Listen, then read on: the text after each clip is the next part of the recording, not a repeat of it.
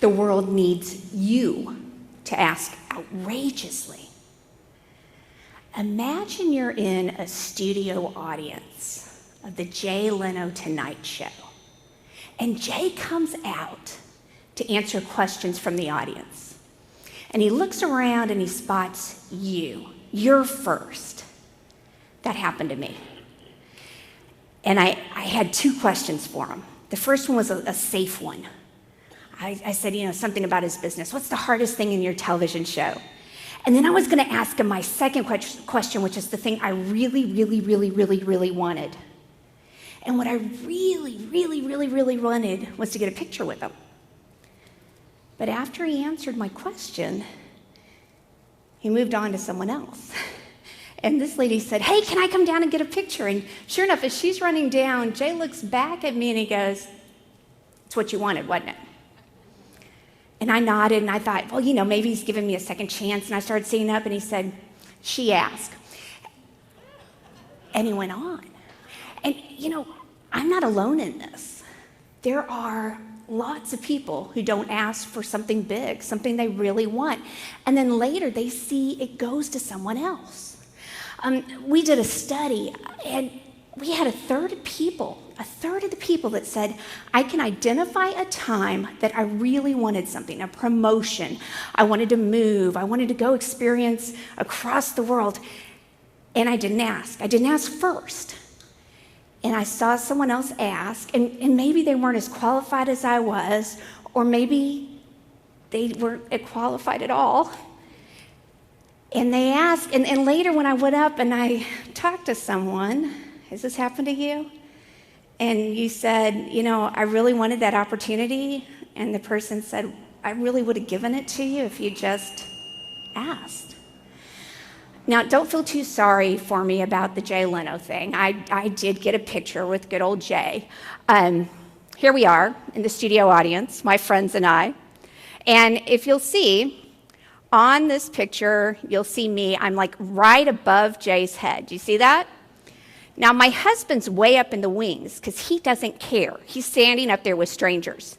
And if you look really closely, you can see one of my friends is holding up her book. She's the smart one. She's got some product placement there in front of Jay. So we got our picture, but I missed out on what I really wanted. Now, there are some people in this world that don't have that problem. So again, our studies show that about 1 in 20 will ask, 1 in 5 will ask for anybody, for anything, anywhere, anyhow, about 1 in 5 of us. And you may know someone like that. For our family, that someone like that is our son, Parker. He will ask for anything. In fact, he actually proposed to his wife, Victoria, in an auditorium at a concert by singing to her. Did I mention it wasn't his concert? He is an accountant to be. He went and asked the conductor and the orchestra if he could come and sing a solo at their concert to her. People are like that. I know CEOs who just ask and they have no problem. Little kids. They don't put any flowery language in front of it. They don't ask the safe question first. They just ask for what they want until they wear you down and you give it to them. But most of us, that other 80%, that other 4 out of 5, there's something about asking outrageously that just doesn't sound good. And it's, what are our worries? Well, the biggest concerns, the study said, were, what if I don't use the right words? Or what if I overwhelm or bug somebody? What if I look stupid? What if I embarrass myself? Or what if I hear, that word, no? So would you like me to help you get over the word no? Yeah? No? All right. Listen carefully. No, you cannot have that. No, that is not appropriate. No, no, no. What a crazy request. No. Did you survive? And the people around you survived too. In fact, if you're not hearing no, you're not asking for enough. You're not asking outrageously enough. you should get to a no and then ask another question. So I heard you say no. Can you tell me about that? Ask them. Have you ever talked yourself into something that you said no to just as you start talking? Give them a shot at it. Why do people say no? Well, we think it's all sorts of reasons. The three major ones that these people told us were, one, I lack all the information needed. I need more information. In fact, 75% of them said, I don't feel comfortable unless I have all the information I need. The timing was wrong. They told me no because it wasn't the right time for them. The timing was wrong, the calendar was wrong, the schedule was wrong. Or the big one, they didn't want to spend the money. They didn't want to spend the money. Now, which one of those three is right? Which one of those three did the people that we ask say, yep, I tell them no because of that? None of them. None of them. In fact, what we found was the real reasons people tell you no is because you're asking for something inappropriate. So that's like, going to the hardware store and saying, hey, I'm here, I'd like my chicken fried steak. Or like what I used to see, I'm a recovering attorney and I was a mediator. And for more than 10 years, I would see people come into my office and say, I want some respect from that person. I want them to listen to me, and I want an apology. And I'll tell you, they'd spend 1, 2, 3, 4 years fighting these lawsuits, and not once did they get to tell their story without being interrupted, because that's all attorneys do. Objection, objection, objection. And so few of them actually ever got to trial. The other thing is, I don't know a judge. Do you know a judge that would say, hey, now go give him a genuine apology? Go hug it out, guys. That's inappropriate. It doesn't happen in court. The second thing, though, was even more interesting. It's someone I don't like or I don't respect. I'm telling people no because I don't like them. I don't respect them. One of the big things that people ask for, one of the things professionally we all ask for is a raise. But we're only about half effective at doing that. About 50% of us make it. So how could you improve your chances on getting that raise? Well, you can't say, okay, look at all the things I did the last 2 years and I have not gotten a raise. Because who cares? They paid you for that stuff. You showed up, you took the check, and that was the deal. They paid you. So what you do is you upgrade it just a little bit. You say, just like I did the last 2 years for you, I hit it out of the park. This is what I'm going to do the next year for you. And this is how it's tied to bottom line. Wow. A business owner, or a manager, or a supervisor says, wow, I really respect what you're trying to do here. This is so appropriate for me to go and ask my boss, my board, and talk to them about giving you a raise. But so interesting, these real reasons, that's the secret. No one knows.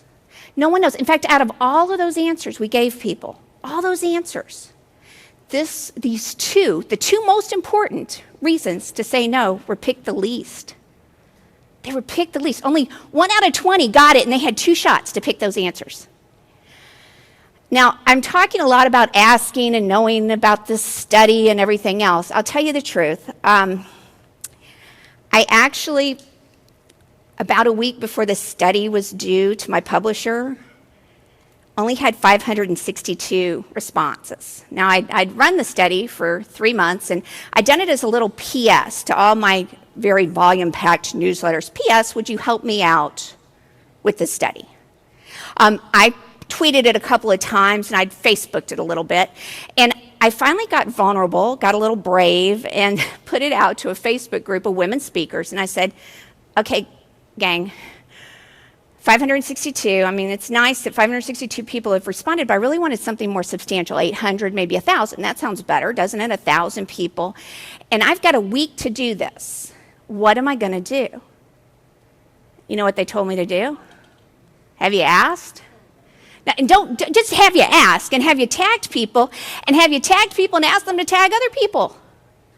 Here I was asking people to tell me how to do what I had been saying. Isn't that crazy? You've got to ask. You want to know what the thing that people are least likely to ask to do? They are least likely to ask, get this is very important, to cut in line. To cut in line. So you've got someone with a buggy full of stuff, their big grocery shopping cart full of stuff. They're talking on the phone. You have two things, and you need to get to an appointment. People would rather ask for money, ask to borrow money, than say, excuse me, can I get ahead of you in line? Now, you'd let people ahead of you in line, wouldn't you? Of course you would. We all would. Come on, get in front of me. They don't know. So my first outrageous ask of you is, go ask someone if you can cut in line. Go to the grocery store and say, I just have one item, because you just picked it up to go test this experience, right?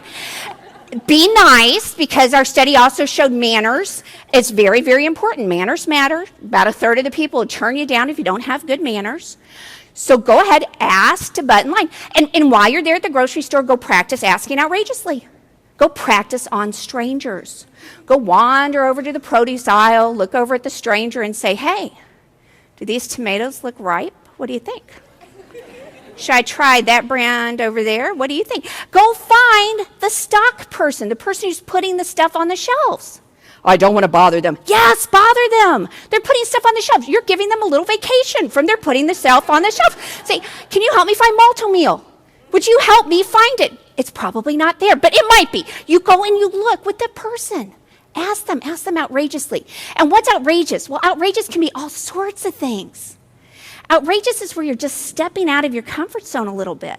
You've heard what people have asked, right? They've asked, I wonder if we could find a plane on the bottom of the ocean that nobody else can find. I wonder if we could do that. I wonder if we could really solve some of this homeless issue. I wonder if we could bring some joy to people that aren't getting birthday celebrations. I mean, you hear these outrageous asking. And sometimes it's just a little thing. It may be raising your hand up in class and saying, you know what, I don't know the answer. Now, that might be very helpful to you. For my daughter, an outrageous ask was when she was about 4.